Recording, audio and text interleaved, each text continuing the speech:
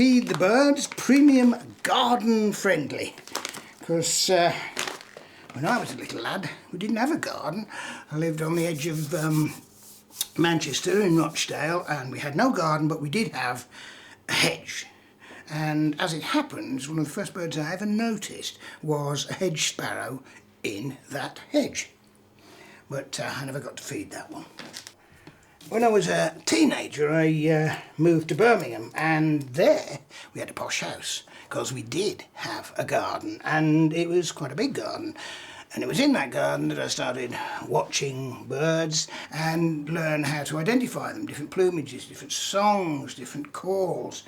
And I think perhaps most of all, it was there that I began to realise that birds were individuals. Nowadays I live in London, have done for a long time, but I still feed the birds and I still think of them as, I don't know, my friends, as individuals. And I think actually, you know, that's the attraction to perhaps most people who feed the birds, and there's an awful lot who do. Something like over 50% of adults in Britain feed the birds, and I'm willing to bet they all refer to them as my birds. Well, they're not, they're my birds. Well, except your birds, you know what I mean. Will you settle for our birds? Good. You know, a garden with bird feeders in it is absolutely packed with action. There's always something going on somewhere.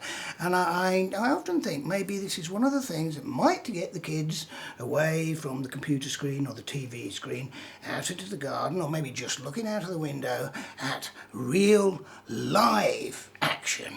A bird show, yeah?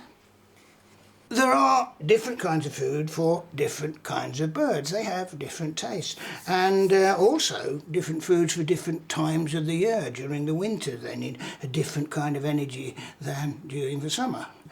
But on the other hand, it doesn't have to be a complicated menu. No.